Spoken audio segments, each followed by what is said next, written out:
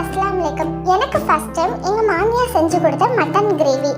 வாங்க எப்படி செய்யறதுன்னு வீடியோக்குள்ள போய் பார்க்கலாம். அதுக்கு முன்னாடி ஹாலிஸ் கிச்சன் சேனலை சப்ஸ்கிரைப் பண்ணாதவங்க சப்ஸ்கிரைப் பண்ணி பக்கத்துல இருக்க பெல் ஐகானை கிளிக் பண்ணிக்கோங்க.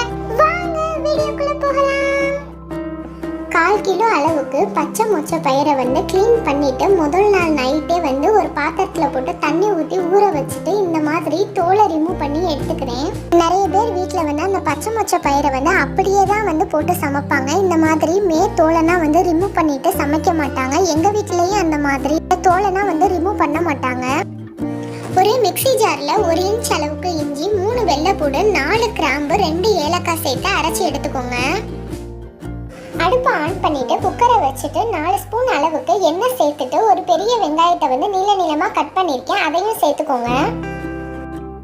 சின்ன தக்காளியாக இருந்தால் 1 தக்காளி எடுத்துக்கோங்க. பெரிய சைஸ் தக்காளியாக இருந்தால் 1/2 தக்காளியை கட் பண்ணிட்டு சேர்த்துக்கோங்க.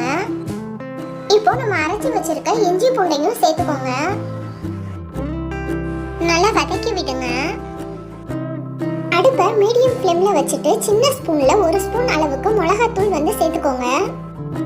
உங்களுக்கு காரம் அதிகம் வேணும் அப்படின்னா இன்னும் கொஞ்சம் சேர்த்துக்கோங்க. மிளகாய் தூள் கருகிராம நல்லா வதக்கி விடுங்க.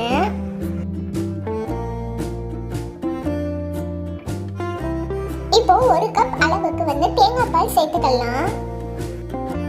இப்போ நம்ம கழுவி கிளீன் பண்ணி வச்சிருக்க 150 ஆட்டுக்கறி கைமா கறியை சேர்த்துக்கிறேன்.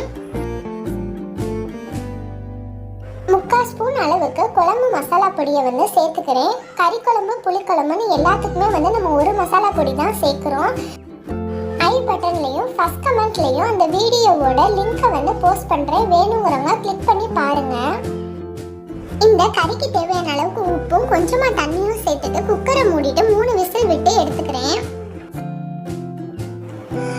இப்போ 3 விசில் வந்துருச்சு. குக்கரை ஓபன் பண்ணி பார்க்கலாம். கறி நல்லாவே வெந்திருக்கு.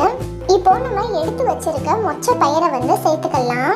இந்த பயிரை சேர்த்ததுக்கு அப்புறமா ஒரே ஒரு விசில் மட்டும்தான் விட்டு எடுக்கணும். அதுக்கு மேல விட்டோம் அப்படின்னா அந்த பயிர் குழஞ்சி போயிடும்.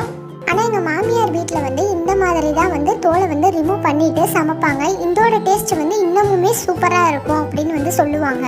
பட் நான் கேட்டிருக்கேன், இதோட தோலை ரிமூவ் பண்ணுறது ரொம்பவே கஷ்டம்ல, யார் இதுக்கு உட்காந்துட்டு இவ்வளோ நேரம் செய்கிறது அப்படின்னு சொல்லிட்டு நான் கேட்டிருக்கேன். ஆனால் அவங்க சொல்லுவாங்க, நம்ம தண்ணியில் ஊற போட்டுட்டு அதுக்கப்புறம் நம்ம செஞ்சோம் அப்படின்னா ரொம்பவே ஈஸியாக இருக்கும் அப்படின்னு சொல்லிட்டு சொல்லுவாங்க. அவங்களும் ரொம்பவே ஸ்பீடாக செஞ்சிருவாங்க. ஆனால் சாப்பிட்டு பார்த்தோம் அப்படின்னா நார்மல் பச்சை மொச்சை பயிரை காட்டிலும் இந்த மாதிரி செஞ்சு சாப்பிட்றப்ப அதோட டேஸ்ட் இன்னுமே அல்டிமேட்டாக இருந்திருக்கு. இப்போ ஒரு விசில் வந்ததுக்கு அப்புறமா குக்கரை ஓப்பன் பண்ணி பார்த்தாச்சு. பயிரும் கறியும் ரொம்பவே நல்லா வெந்திருக்கு. கடைசியாக கொத்தமல்லி தழை போட்டுட்டு அடுப்பை ஆஃப் பண்ணிடுங்க. ரொம்பவே சூப்பரான ஒரு கறி கூட்டு. நானுமே ஃபஸ்ட் டைம் எங்கள் மாமியார் செஞ்சு கொடுத்து தான் சாப்பிட்ருக்கேன். அவ்வளோ டேஸ்ட்டாக இருந்துச்சு. நீங்களும் கண்டிப்பாக உங்கள் வீட்டில் ட்ரை பண்ணி பார்த்துட்டு எப்படி வந்துச்சுன்னு மறக்காமல் கமெண்ட்டில் சொல்லுங்கள். இந்த வீடியோ பிடிச்சிருந்துச்சி அப்படின்னா மறக்காமல் நம்ம சேனலை சப்ஸ்கிரைப் பண்ணிவிட்டு பக்கத்தில் இருக்க பெல் ஐக்கானை கிளிக் பண்ணிக்கோங்க. இந்த வீடியோ பார்த்ததுக்கு தேங்க்யூ ஃப்ரெண்ட்ஸ்.